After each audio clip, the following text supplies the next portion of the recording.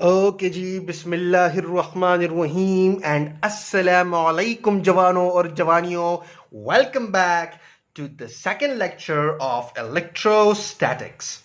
Now in this lecture we are going to understand a very basic law in electrostatics, that is Coulomb's law. अच्छा, अब apparatus मैंने आपके सामने रखा हुआ है जो कि आपके कोर्स में एक्चुअली नहीं है, आपकी बुक में एक्चुअली ये चीज नहीं है, लेकिन आई स्ट्रांगली बिलीव कि आपको ये चीज पता होनी चाहिए कि how Charles Augustin de Coulomb came up with this law. So सबसे पहले थोड़ा सा मैं इंट्रोडक्शन कर देता हूं, then I will be coming straight towards the torsion balance. फिर हम समझेंगे कि कूलम ने कैसे दो स्टेटिक चार्ज्ड बॉडीज के दरमियान फोर्सेस को मालूम किया और कैसे उन्होंने ये लॉ फॉर्मुलेट किया। ठीक है जी, so let us get straight into it. So जवानों, किस्सा कुछ ऐसा है कि चार्ल्स ऑगस्टीन डी कूलम, बड़ा ही लंबा नाम है, Charles Augustine de Coulomb, who was a French physicist by the way, right? थोड़ा सा बैकग्राउंड आपको पता होना चाहिए। In 1785 established this law or presented this law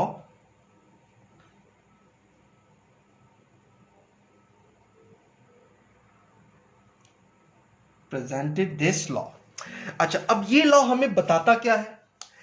तो simple, this law gives us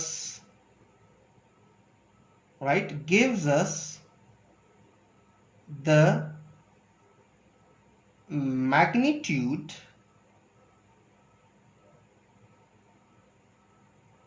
of a force, और I should say electric force. अगर मैं नहीं भी लिख रहा तो आपको पता होना चाहिए, बिकॉज चार्ज्ड बॉडीज के दरमियान जो फोर्स होता है that is electric force, because वो इलेक्ट्रिक फील्ड की वजह से होता है। और इलेक्ट्रिक फील्ड का टॉपिक हम नेक्स्ट लेक्चर में बड़े ही डिटेल के साथ समझेंगे। ठीक है जी, so gives us the magnitude of the force between two static charged bodies. अब यहां पर बहुत सारे जवान और जवानियां ये कह रही होंगी कि देखो भाई, सर ने पॉइंट चार्ज का लफ्ज मिस कर दिया है। तो बच्चे पॉइंट चार्ज के ऊपर आएंगे। फिलहाल पॉइंट चार्ज को मारो। अच्छा ओके, मैं गलत हो गया हूं। फिलहाल पॉइंट चार्ज को मारो गोली। फिलहाल हम सिर्फ और सिर्फ कंसिडर करेंगे दो स्टेटिक चार्ज्ड बॉडीज। सही जी, स्टेटिक जरूर होने चाहिए। ठीक है जी, ये जरूरी नहीं कि पॉइंट चार्ज हो। ठीक है जी, उसके ऊपर हम आएंगे, समझेंगे उस डिटेल को, उस मिसकंसेप्शन को भी दूर करेंगे। ठीक है जी, अच्छा सो ये आपके पास इसका थोड़ा बहुत बैकग्राउंड हो गया। अब समझते हैं कि how coulomb came up with this law using this apparatus. अच्छा जी, तो सबसे पहले इस एपरेटस को समझेंगे, राइट, जो मैंने यहां पर ये चीजें ड्रॉ की हैं। फिर हम इसकी वर्किंग को समझेंगे। अच्छा जी, अब सबसे पहले मैं स्टार्ट हो जाता हूं। ये जो नीचे जगह आपको नजर आ रही है ना जवानों, ये वाली, राइट, इससे मैं स्टार्ट हो जाता हूं। अच्छा जी, अब ये जो है ये एक डब्बा है जो कि मैं किचन से लेकर आया हूं। So this is actually exactly equal to this thing, ये जो आपको नजर आ रहा है।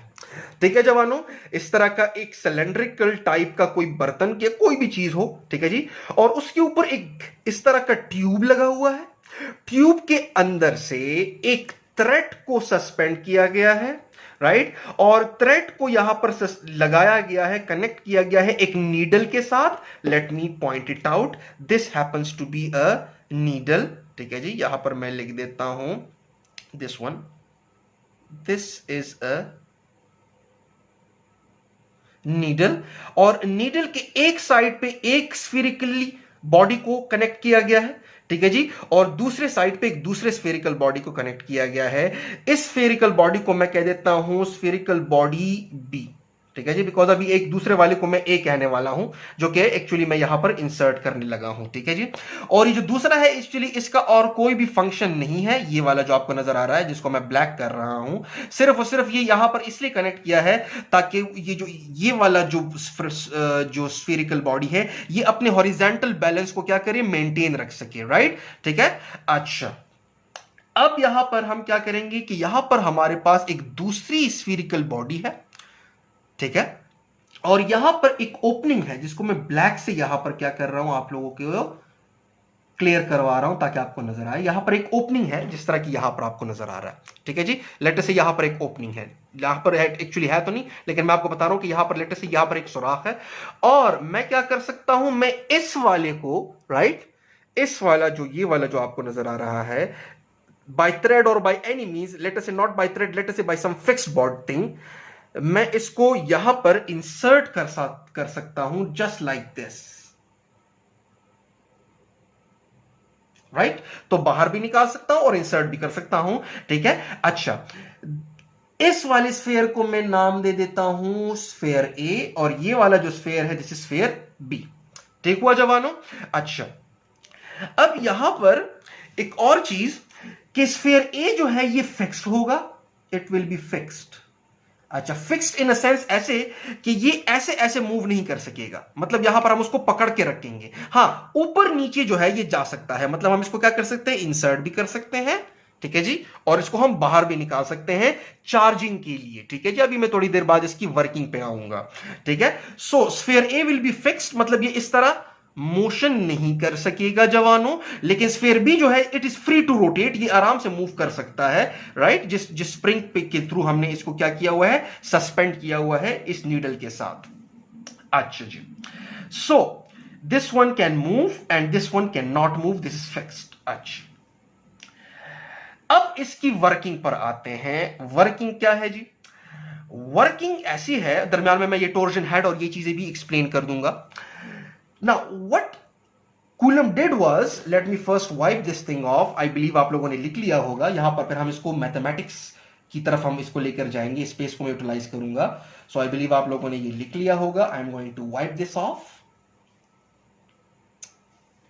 ओके, सो जवानों और जवानियों, किस्सा कुछ ऐसा है कि आप क्या कर लो, इस वाले स्फेयर को बाहर निकाल दो, और कूलम ने किया क्या कि इस वाले स्फेयर को चार्ज कर दिया by rubbing it with some silk और बाय एनीथिंग। ठीक है जी, कोई भी तरीका, लेकिन at that instant I believe कि he rubbed it with something, और जब उसने रब किया तो लेटस से इस स्फेयर के ऊपर चार्ज आ गया, मैं कह देता हूं क्यू। ठीक हुआ। अच्छा जी, अब ये क्या चार्ज जो है ये पॉजिटिव भी हो सकता है, नेगेटिव भी हो सकता है, आई डोंट केयर, लेकिन as far as we are concern with it कि इसके ऊपर एक चार्ज की वैल्यू आ गई, और उस चार्ज की वैल्यू को मैं कह देता हूं क्यू। अच्छा, फिर जब ये चार्ज हुआ तो कूलम ने इसको लिया और इसको इंसर्ट करवा दिया इस ओपनिंग के थ्रू, राइट, ओवर हेयर। ठीक हुआ, like that. Okay, fair enough. अब याद रखिएगा, जब आप किसी चार्ज्ड बॉडी को, जिसके ऊपर चार्ज क्यों है, किसी दूसरे बॉडी के साथ कांटेक्ट में लेकर आते हो, तो याद रखिएगा कि ये जो चार्ज इसके ऊपर इनिशियली हुआ करता था, वो चार्ज जो है वो डिस्ट्रीब्यूट हो जाएगा एज अ होल इन दो बॉडीज के ऊपर। ठीक है जी, तो इसके ऊपर भी चार्ज Q/2 हुआ, और हाफ चार्ज जो है वो इस दूसरे स्फीयर के ऊपर चला गया। ठीक है जी, दिस स्फीयर ए जिसको कूलम ने चार्ज करवाया, एंड जब वो ए वाले स्फीयर को इंसर्ट करेगा और बी के साथ कांटेक्ट में लेकर आएगा, तो ये जो चार्ज उसके ऊपर ए के ऊपर इनिशियली हुआ करता था, वो बी के साथ क्या कर जाएगा, डिस्ट्रीब्यूट हो जाएगा। ओके, अब चूंकि सेम चार्ज डिस्ट्रीब्यूट हुआ है, और हमें पता है कि like charges do what? Like charges repel the अपोलोपो हमेशा ये उबल की न लगी, ठीक था। अच्छा जी, सो जब ये चार्जेस रिपेल करेंगे तो लेट से मैं इमेजिन कर रहा हूं कि इसके ऊपर पॉजिटिव चार्ज प्लस क्यू था, वही पॉजिटिव का हाफ इधर आया, राइट। तो पॉजिटिव पॉजिटिव जब रिपेल करेंगे तो आप देखोगे कि ये जो नीडल है इसने इस तरह मूव करना है, बिकॉज यहां पर रिपल्शन होगी। सो कुछ देर बाद आप देखोगे कि आपके पास ये सिचुएशन आ जाएगी लाइक दिस, ठीक है जी, राइट। ये आपके पास कुछ इस तरह से होगा कि ये नीडल है और ये इस तरह से हुआ, राइट। तो अब आपके पास जो नई सिचुएशन है वो कुछ ऐसी हुई कि ये मैं मिटा देता हूं, ठीक हुआ, राइट। और इसको मैं थोड़ा सा अच्छी तरीके से ड्रॉ कर देता हूं। ये वो बैलेंस करने वाला स्फीयर था, ठीक हुआ जवानों, राइट। और यहां से यहां तक वो आ गया, कौन सा स्फीयर, स्फीयर बी, ठीक हुआ। तो दरमियान में वो रिपल्शन की वजह से देयर इज अ फासला आर बिटवीन देम नाउ, ठीक है जी। आई होप ये क्लियर है आप लोगों को जी, जो यहां पर मैं अभी थोड़ी देर बाद एक्सप्लेन भी करूंगा। अब यहां पर रिपल्शन की वजह से जब ये दोनों एक दूसरे से दूर जाएंगे तो याद रखिएगा कि इसकी वजह से इस थ्रेड के अंदर एक ट्विस्ट पैदा होगा, एक मरोड़ पैदा होगा, ठीक है जी। द रिपल्शन, यहां पर मैं लिख देता हूं द रिपल्शन, सॉरी ब्लैक पे लिख लेता हूं ताकि आपको ज्यादा क्लियर हो। रिपल्शन बिटवीन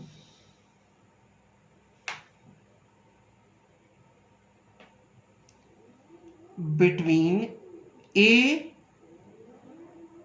एंड बी, ठीक है जी, will do what, will twist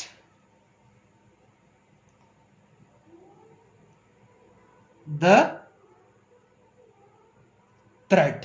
इस थ्रेड में मरोड़ पैदा होगा, ठीक है जी। I hope you know this word twist. अगर आप एक रस्सी लो, लेट से ये रस्सी है और आप इसको ऐसे करो कि इसको इस तरह से घुमाओ, तो आप देखोगे कि उसके अंदर एक मरोड़ सा पैदा होता है, उसके अंदर एक टेंशन सी पैदा होती है, वो वापस अपनी जगह पर आना चाहता है, ठीक है। It's kind of like similar to that of, लेकिन आपने वो टॉपिक भी नहीं पढ़ा। सो एनी हाउ मैं एक्चुअली आपको हवाला देने वाला था गैल्वेनोमीटर का, लेकिन एनी हाउ वो आप लोगों ने पढ़ा नहीं है, वो आप आगे जाके पढ़ोगे। सो अच्छा जी, सो बैड एग्जाम्पल, सॉरी। अच्छा, अब जब इसके अंदर मरोड़ पैदा होता है तो याद रखिएगा ये जो यहां पर मैंने ये बनाया हुआ है, this is the same thread, ठीक है जी, this is the same thread. ये जो आपको नजर आ रहा है, दिस इज अ थ्रेड। अच्छा, थ्रेड के जो ऊपर हिस्सा है वो जिसके साथ कनेक्टेड है उसको हम कहते हैं टॉर्शन हेड, और टॉर्शन हेड के अंदर एक स्प्रिंग कनेक्ट होता है। ये जो आपको ब्लू नजर आ रहा है, दिस इज अ स्प्रिंग, ठीक है जी।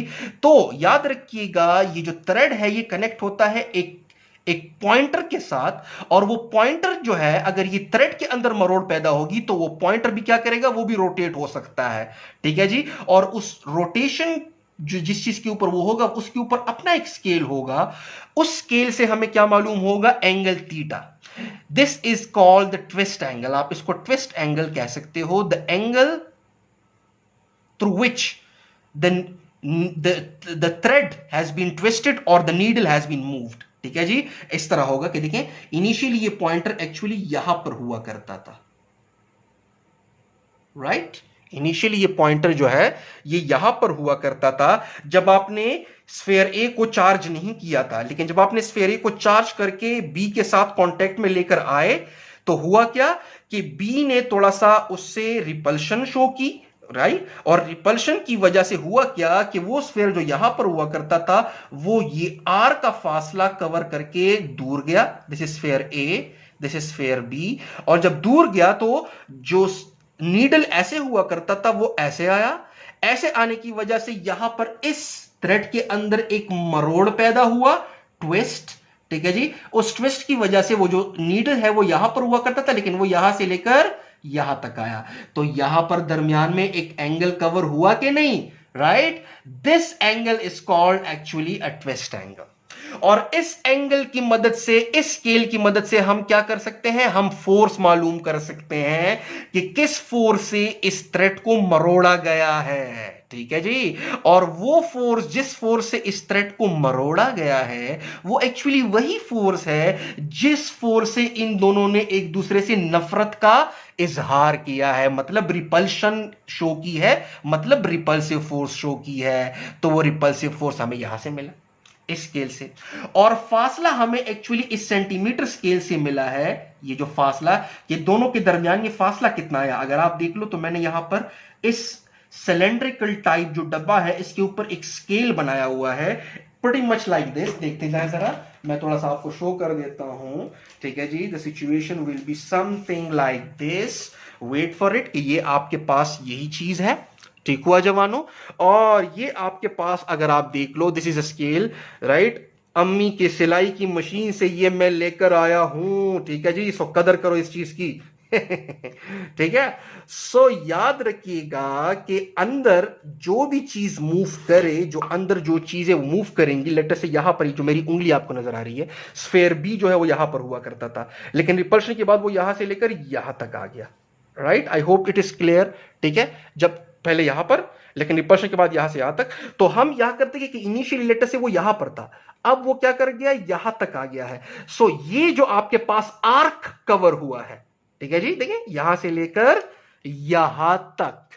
ठीक हुआ जवानों, राइट। ये आर्क एक्चुअली ये वाला है कि देखें यहां से लेकर यहां तक, ये फासला। तो हम इधर से स्मॉल आर की वैल्यू जो है कि दोनों के दरमियान कितना फासला हुआ, राइट, वो मालूम कर सकते हैं। Let me Titan this scale on it, ताकि आपको थोड़ा सा क्लैरिटी से नजर आए कि देखें इनिशियली लेटर से ये स्फेयर है आपके पास, कौन सा, बी, ये वाला।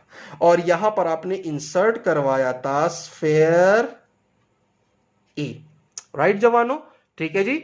अब आपके पास क्या हुआ कि जब रिपल्शन हुई दोनों के दरमियान, तो स्फेयर ए तो फिक्स्ड है, ये तो फिक्स्ड है, राइट, फिक्स्ड, राइट। लेकिन ये वाला तो फिक्स नहीं है ना, ये तो उस नीडल के, उस थ्रेड के साथ इस तरह जो है ये घूम सकता है लाइक दिस, ये जो नीडल है, राइट। सो आप देखोगे कि ये यहां से लेकर लेटर से यहां तक मूव कर गया। तो यहां से लेकर यहां तक की जो इसकी फासला हुआ दोनों चार्जेस के दरमियान, वो हम इस स्केल से मालूम कर लेंगे, जो ये आपको नजर आ रहा है, जो मैंने रैप किया हुआ है ऑल द वे इन। ठीक हुआ जवानों, ठीक है, I hope it is clear. अच्छा जी। सो मुख्तलिफ फासलों के लिए उन्होंने ये चीज मुख्तलिफ रिपीट की। कैसे, कि अब उन्होंने क्या किया कि इस स्फेयर को उन्होंने बाहर निकाला, फिर इस स्फेयर को वो कांटेक्ट में लेकर आ गए किसी दूसरे के साथ, तो वो जो चार्ज जो हाफ हो चुका था, वो अब उसका क्वार्टर हो गया है, Q/4 हो गया है ना। देखिए इसके ऊपर तो Q/2 आ गया था ना, बिकॉज इसका हाफ चार्ज जो है वो इसके साथ शेयर हो गया था। अब वो जब दूसरे के साथ आप कांटेक्ट में लेकर आओगे इसको बाहर निकालकर, तो अब ये Q/4 हो जाएगा, राइट। तो अब आपके पास मतलब मतलब इसका भी हाफ हो जाएगा।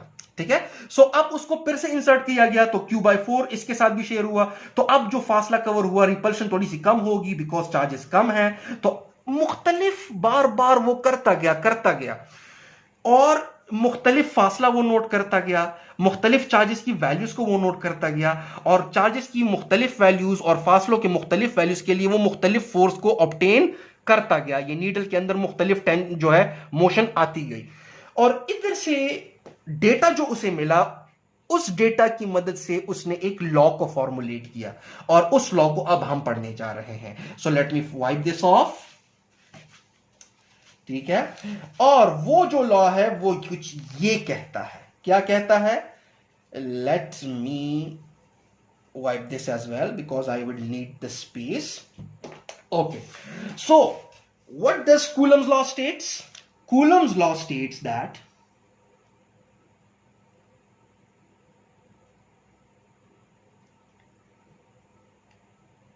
states that force between two static charged bodies, ठीक है जी, number 1 directly proportional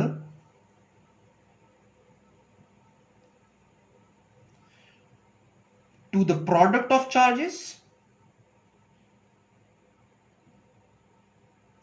of the value of charges।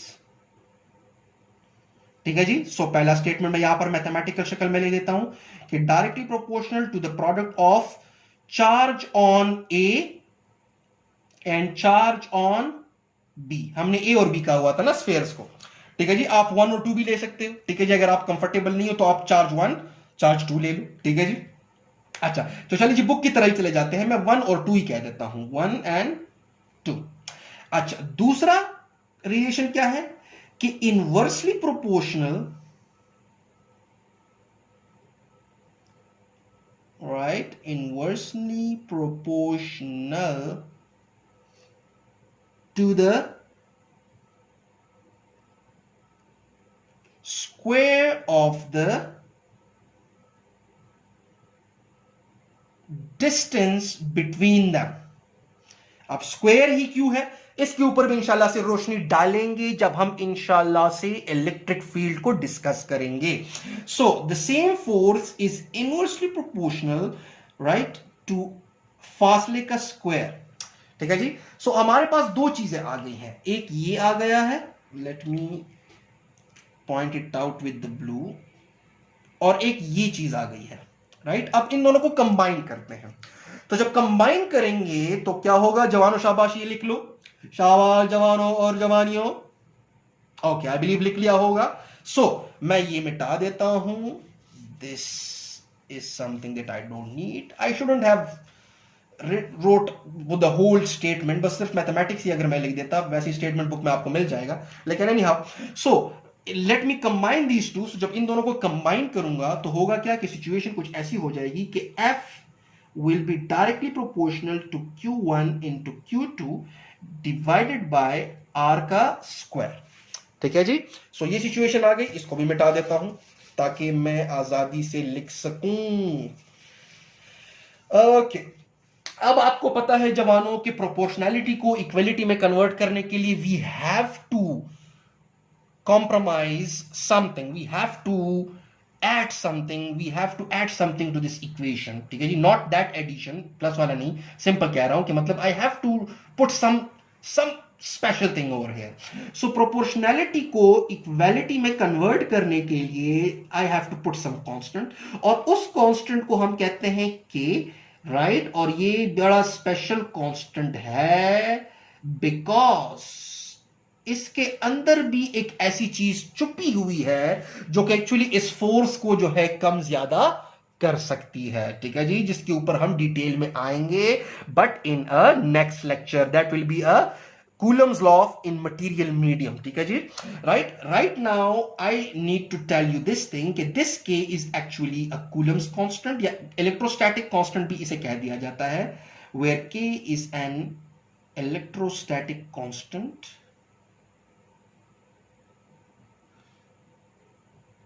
ठीक है जी।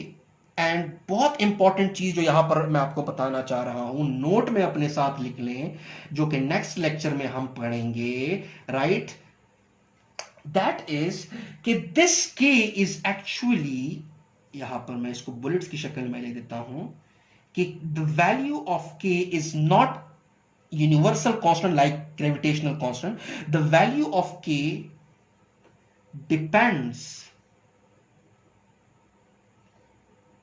On system of units use. लेकिन जिस पॉइंट के ऊपर मैं ज्यादा स्ट्रेस डालना चाह रहा हूं वो ये है कि depends on the nature of the medium. अब ये मीडियम क्या भला है, यही बात मैं कहना चाह रहा था आपको, और इसी बात पे मैं लेक्चर को एंड करूंगा। लेकिन पहले मुझे पॉइंट चार्जेस के बारे में भी थोड़ी बहुत बात करनी है, डिपेंडिंग के वीडियो लेक्चर किधर तक जा रहा है। सही जी। सो अब आते हैं, मैं इसको मिटा देता हूं जवानों ताकि मेरे पास स्पेस बच जाए। वैसे भी आप लोग इसको समझ गए हो, ठीक है जवानों और जवानियों। अच्छा जी। So depends on the nature of the medium, and K जो है वो बराबर है 1 डिवाइडेड बाय 4 पाई एप्सिलॉन। मैं नॉट नहीं लिखूंगा। अच्छा जी, what is this epsilon? So अगर मैं इक्वेशन नंबर 1 में पुट करूं ये चीज, right, so equation number 1 implies that, equation number 1 implies that force is actually equal to 1 divided by 4 pi epsilon q1 into q2 divided by r square। ठीक है जी। अच्छा, अब यहां पर जो चीज मैं आपको बताना चाह रहा हूं ये आप नोट में लिख लो कि force between to charged bodies, right, force between them actually depends on three things, right? Depends on three things। नीचे थोड़ा सा लिख लेता हूं, सॉरी फॉर दैट, यहां पर लिख लेता हूं, F depends on three things। Number one, product of charges, right? That is Q1 Q2। ये प्रोडक्ट जितना ज्यादा आता है उतना ही फोर्स ज्यादा होगा, राइट। नंबर टू, फासला बिटवीन देम, उसका स्क्वायर है ना, ठीक है जी। तो फासले बिटवीन देम पे डिपेंड कर रहा है, और कैसे डिपेंड करता है, इनवर्सली डिपेंड करता है। तो चलिए जी ऐसे लिख लेते हैं। एंड नंबर थ्री, जो कि छुपा हुआ है इसकी की वैल्यू के अंदर, वो है आपके पास epsilon. That epsilon is actually called the permittivity of medium.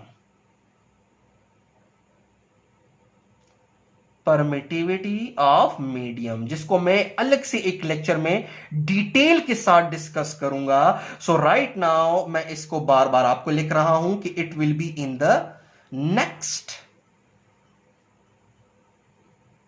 Lecture. एक लेक्चर सिर्फ इसका ऊपर मैं इंशाल्लाह से अपलोड करूंगा। इसके ऊपर एक लेक्चर बाकायदा बनता है। सो फिलहाल के लिए आप इसको भूल जाओ।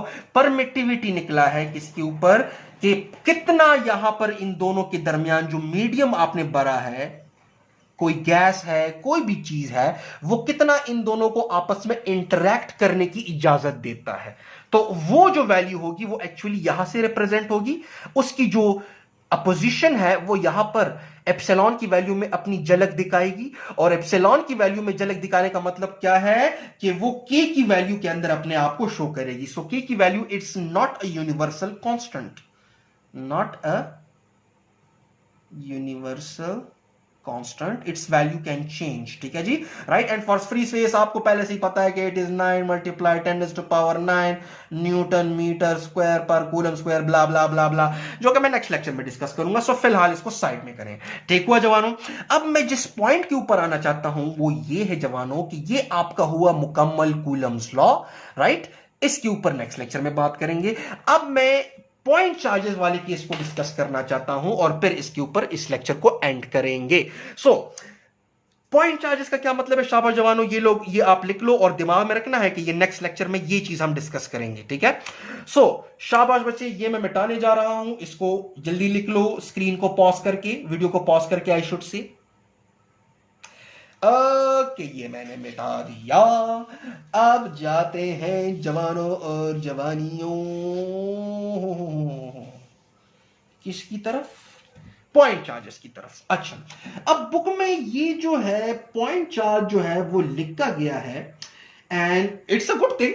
बिल्कुल पॉइंट चार्जेस के दरमियान ही कूलम्स लॉ जो है वो एप्लीकेबल है, उसके ऊपर ही एप्लीकेबल है, राइट। लेकिन यहां पर से एक मिसकंसेप्शन क्रिएट होती है जो कि मैं दूर करना चाहता हूं। आई होप कि मैं दूर कर सकूं। अच्छा, होता क्या है बच्चे कि कूलम ने ये चीज पॉइंट चार्जेस के लिए नहीं की थी। अगर आप देख लो तो it was for a spherical body, small spherical bodies. फिर आप लोग कूलम लॉ क्यों पॉइंट चार्ज के साथ जो है वो क्या करते हो, स्ट्रिक्टली वो बात करते हो कि उसी पर अप्लाई एप्लीकेबल है। अच्छा, इसमें हमारे लिए कन्वीनियंस है। कैसे, देखते जाएं। अगर मेरे पास एक चार्ज स्फेरिकल बॉडी हो, let me do it like this, ठीक है जी, और इसके ऊपर मैं एक चार्ज ले आऊं, इसको थोड़ा सा बड़ा बना देता हूं ताकि क्लियर हो, उतना ही बना दिया फिर से मैंने यार खूनो। अच्छा जी, सो इसके ऊपर मैं क्या कर लेता हूं, चार्ज ले आता हूं। ये मैं चार्ज लेकर आ गया हूं इसके ऊपर, और इसके ऊपर भी लेटर से मैं उतना ही चार्ज लेकर आ गया हूं। सो दोनों के ऊपर चार्ज की वैल्यू सेम है। ठीक है जी।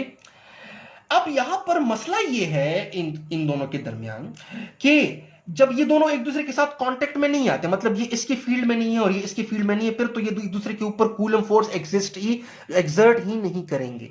लेकिन जब आप इन दोनों को कांटेक्ट में लेकर आते हो, एक दूसरे की फील्ड जब ओवरलैप होते हैं, राइट, जो आप फील्ड इंशाल्लाह से जो इसके बाद आने वाला लेक्चर होगा उसमें बात होगी, नेक्स्ट लेक्चर तो इसके ऊपर है और फिर फील्ड इसके बाद होगा। सो जब इन दोनों की फील्ड्स ओवरलैप होते हैं तो याद रखिएगा ये एक दूसरे के ऊपर जो चार्जेस की डिस्ट्रीब्यूशन है ना उसको इन्फ्लुएंस कर लेते हैं। कैसे? देखिए यहां पर अगर आप देखो तो चार्जेस जो है वो यूनिफॉर्मली डिस्ट्रीब्यूटेड है, लेट अस से ये इस तरह, राइट। मतलब यूनिफॉर्मली डिस्ट्रीब्यूशन का क्या मतलब है कि हर एक जगह पर एक खास रकबे पर बिल्कुल सेम सेम चार्ज पड़ा हुआ है। The same is the case over here. लेकिन जब आप इन दोनों को करीब लेकर आते हो तो याद रखिएगा रिपल्शन की वजह से ये चार्जेस की डिस्ट्रीब्यूशन डिस्टर्ब हो सकती है, राइट। और जब चार्जेस की डिस्ट्रीब्यूशन डिस्टर्ब होती है तो देखते जाएं होगा क्या कि आपके पास सिचुएशन कुछ ऐसी होगी, देखते जाएं कि आपके पास ये कुछ इस तरह से पोलराइजेशन टाइप की चीज कॉज हो जाएगी कि आपके पास ये कुछ इस तरह से आ जाएंगे, राइट। आप इन दोनों चार्जेस को करीब लेकर आया, राइट, तो आपके पास ये क्या करेंगे, एक दूसरे से इस तरह से दूर जाएंगे लाइक दिस। और जब वो डिस्ट्रीब्यूशन डिस्टर्ब होती है तो याद रखिएगा पहले हम सेंटर से फासला ले सकते थे, राइट, अब वो फासला हम सेंटर से नहीं ले सकते। एक बात आपके पास ये। दूसरा अगर आप इसको समझना चाहते हो तो वो कुछ इस तरह से मैं आपको बता देता हूं, थोड़ा सा बड़ा बना देता हूं। अच्छा, अब लेटर से ये आपके पास उसके ऊपर चार्जेस पड़े हुए हैं और टोटल चार्ज जो है वो इन चार्जेस का सम है। आपको पता है ना लास्ट लेक्चर में हमने कहा था Q is equal to NE। अगर ये E एक एक पर चार्ज है so total charge will be equal to 1 2 3 4 5 6 E। The same is the case over here. ठीक हुआ जवानों, राइट। अब होता क्या है कि अगर मैं एक बड़े से स्फीयरिकल ऑब्जेक्ट के ऊपर, राइट, अगर एक बड़े से स्फीयरिकल ऑब्जेक्ट के ऊपर मैं उनके दरमियान फोर्स मालूम करना चाहूं सो यहां पर इस चार्ज्ड रीजन और इस चार्ज रीजन के दरमियान जो फासला है वो एक है, फिर इस चार्ज रीजन और इस चार्ज रीजन के दरमियान जो फासला है वो एक है, इसके और इसके दरमियान एक है, इसके दरमियान थोड़ा सा डिफरेंट, फिर इसके और इसके दरमियान थोड़ा सा डिफरेंट, इसके और इसके दरमियान थोड़ा सा different. The same is the thing over here कि ये फिर डिफरेंट, ये डिफरेंट। तो कहने का मकसद ये है कि इसके लिए अलग से आपको फिर कूलम्स लॉ यूज करना होगा तो F1 कह देता हूं, इसके लिए अलग से, इसके लिए अलग से, मतलब आपको क्या लेना होगा, उन इंडिविजुअल फोर्सेस का, उन तमाम फोर्सेस का क्या लेना होगा, समेशन लेना होगा where I run from 1 to n, जितने चार्जेस होंगे, बिकॉज मुख्तलिफ पोजीशंस के दरमियान मुख्तलिफ फासला है, राइट। अगर इंजीनियरिंग, अगर मैं मेडिकल इंजीनियरिंग वाले के लिए कहूं तो आपको क्या लेना होगा, इंटीग्रल लेना होगा, ठीक है जी, राइट। ठीक हुआ जी, राइट। यहां पर मैं इस तरह के देखता हूं स्मॉल एफ जो है उनका इंटीग्रल लेना होगा सॉरी। लेकिन अगर मैं ये सिचुएशन कुछ ऐसे कर दूं कि यहां पर अगर लेटर से मैं कह देता हूं कि Q is equal to 6E है और यहां पर भी Q is equal to 6E है, let me call it 1, let me call it 2, और मैं इसको स्क्वीज कर दूं to a single mathematical point, right. तो इसको मैं इस तरह छोटा कर रहा हूं और मैं इसको एक मैथमेटिकल पॉइंट तक इस तरह, इस पॉइंट तक मुंजमद कर देता हूं, तो इसके ऊपर जो चार्ज है वो भी अभी 6E ही है, right. The same I will do with this one as well कि मैं उस चार्जेस को क्या कर रहा हूं, स्क्वीज कर रहा हूं और एक इतने से मैथमेटिकल पॉइंट के ऊपर मैं क्या कर देता हूं, उनको एकोमोडेट करवा देता हूं, कॉन्सेंट्रेट करवा देता हूं, राइट। ये जो स्मॉल पॉइंट आपको नजर आ रहा है, तो याद रखिएगा इसमें हमारे लिए अब कन्वीनियंस क्या है, कन्वीनियंस ये है कि यहां पर ये एक शेप के ऊपर डिस्ट्रीब्यूट थे और पॉइंट के ऊपर उतना ही चार्ज है जितना इस बॉडी के ऊपर था, लेकिन पॉइंट की कोई ज्योमेट्री नहीं होती, पॉइंट इज, यहां पर point is geometryless and dimensionless, point की कोई डायमेंशंस नहीं होते। सो जब आप पॉइंट की कोई ज्योमेट्री नहीं होती और डायमेंशंस नहीं होते तो आपके पास इस पॉइंट के और इस पॉइंट के दरमियान जो फासला है और इसके दरमियान जो फासला है वो डिफरेंट कैसे होगा। अब आपके पास वो चार्जेस इतने स्मॉल पॉइंट पे आ गए हैं कि यहां पर जो ये वाला चार्ज हुआ करता था इसके और इसके दरमियान जो फासला है और इसके और इसके दरमियान जो फासला है वो डिफरेंट रहा ही नहीं, ठीक है। सो ऐसे पेयर चार्जेस को हम क्या कहते हैं, पॉइंट चार्जेस। और पॉइंट चार्जेस की क्या डेफिनेशन है, सिंपल मैं आपको बता देता हूं, आप लोग लिख लो simple, who size is very small as compare to the distance between them. ठीक है जी, size is very small such that because it is a point, is very small as compared, I hope आपको नजर आ रहा है, to the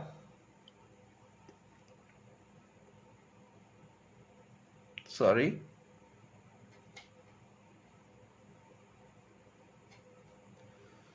distance between them. ठीक है जी, सो यहां पर देख लें, अगर आप उन तमाम फोर्सेस को यहां पर जब आप सम करते थे तो जो वैल्यू आ जाती थी, राइट, लेट अस से एक वैल्यू आ गई, राइट, वो वैल्यू एग्जैक्टली बराबर होगी जो यहां पर एक मर्तबा फोर्स जो को मालूम करने के लिए only one time, only once, तो यहां पर आपको एक मर्तबा कूलम्स लॉ अप्लाई करना पड़ रहा है, जबकि यहां पर आपको बहुत मर्तबा करना पड़ा, राइट, और फिर उनका क्या लेना पड़ा, उनका सम लेना पड़ा। तो यहां पर जो फोर्स की वैल्यू आएगी यहां पर भी फोर्स की वही वैल्यू आएगी। तो एक्चुअली पॉइंट चार्जेस को कंसीडर करने का मकसद यह है कि हमारी एफर्ट जो है वो कम हो जाती है, हमारे लिए वो चीज कन्वीनियंट हो जाती है, इजी हो जाती है।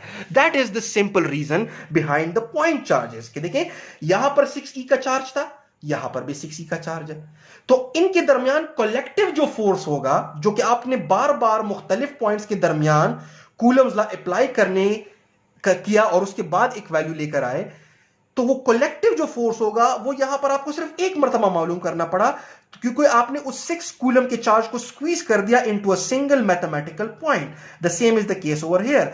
तो ज्योमेट्री लेस और डायमेंशन लेस होने की वजह से हमारी लिए कन्वीनियंट हो गया, हमारे लिए ईज प्रोवाइड हो गई। सो आई बिलीव कि आप लोगों को ये पॉइंट चार्जेस का किस्सा क्लियर हो गया। सो दिमाग में रखिएगा कि अगर कोई ऑब्जेक्ट जो है वो पॉइंट चार्ज ना भी हो, राइट, वो किसी शेप के ऊपर आपने चार्जेस को डिस्ट्रीब्यूट करवाया है, as long as they are static, not moving with respect to one another, तो you can apply Coulomb's law. लेकिन आपके लिए मसला हो जाएगा कि आपको बहुत ज्यादा मर्तबा अप्लाई करना पड़ेगा, राइट, लेकिन आप उन्हीं दो चार्जेस को एक सिंगल मैथमेटिकल पॉइंट पे कंसीडर करो तो आपके लिए किस्सा जो है वो आसान हो जाता है। So that's the end of the lecture. अस्सलाम वालेकुम।